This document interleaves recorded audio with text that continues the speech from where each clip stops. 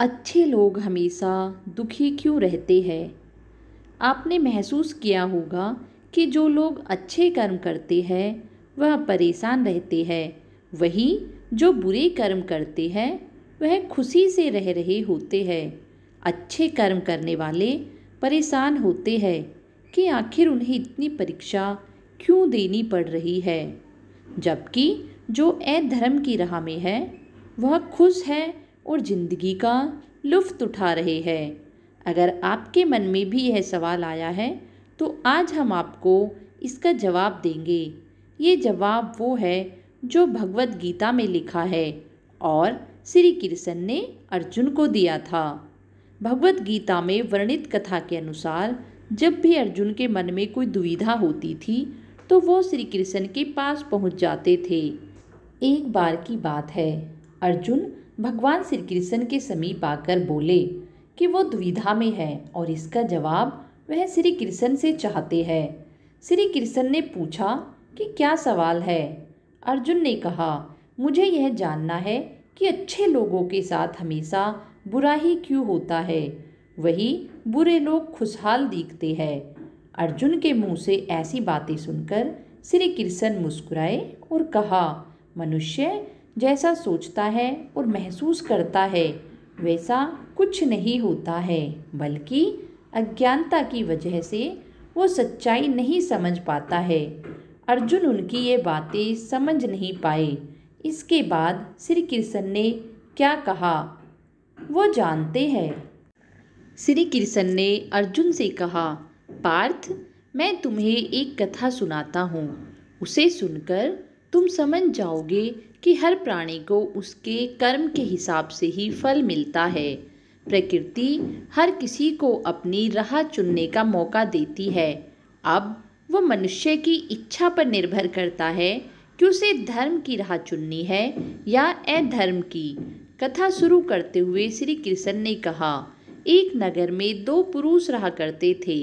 एक पुरुष व्यापारी था जिसके जीवन में धर्म की बहुत महत्ता थी। वो पूजा पाठ में यकीन रखता था। वह हर रोज मंदिर जाता था और दान धर्म भी किया करता था और हर रोज भगवान की पूजा करता था। वही दूसरा पुरुष बिल्कुल विपरीत था। वो हर रोज मंदिर तो जाता था लेकिन पूजा करने नहीं, बल्कि मंदिर के बाहर से चप्पल जूते चुराने। उसे दान और धर्म से कोई लेना देना नहीं था। समय बीतता गया और एक दिन बहुत जोर की बारिश हो रही थी। इस वजह से मंदिर में पुजारी के अलावा कोई नहीं था। ये बात जब दूसरे पुरुष को पता चली तो उसने कहा कि यह सही मौका है मंदिर का धन चुराने का। पंडित से नज़र बचाकर उसने मंदिर का सारा धन चुरा लिया। उसी समय धर्म कर्म में विश्वास रखने वाला व्यक्ति भी मंदिर पहुंचा।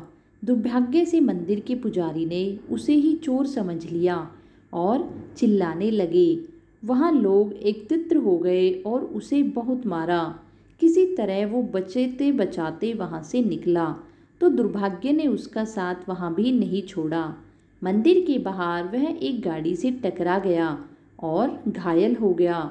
फिर वो व्यापारी लंगड़ाते हुए घर जाने लगा तो रास्ते में उसकी मुलाकात उस पुरुष से हुई जिसने मंदिर से धन चुराया था।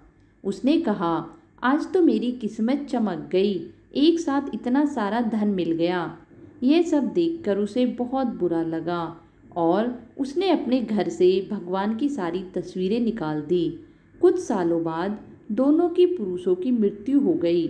मरने के बाद जब दोनों यमराज की सभा में पहुँचे और भले पुरुष ने दूसरे व्यक्ति को देखा तो उसे बहुत गुस्सा आया।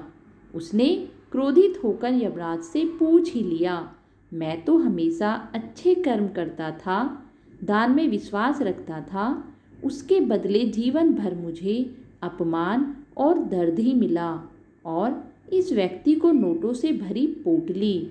आखिर ऐसा भेदभाव क्यों? इस पर यमराज ने कहा, पुत्र, तुम गलत समझ रहे हो।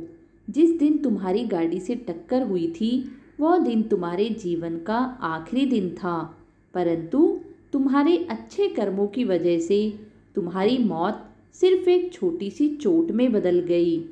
तुम इस दुष्ट व्यक्ति के बारे में जानना चाहते हो? दरअसल इसके भाग्य में राजयोग था, मगर इसके कुकर्मों की और अधर्म की वजह से वो सिर्फ एक छोटी सी धन की पोटली में बदल गया। कथा सुनाने के बाद श्री कृष्ण अर्जुन से कहते हैं, पार्थ, क्या अब तुम्हें तुम्हारे सवाल का जवाब मिल गया? ऐसा सोचना कि भगवान तुम्हारे कर्मों को नज़रअंदाज कर रहे हैं, यह बिल्कुल भी सत्य नहीं है।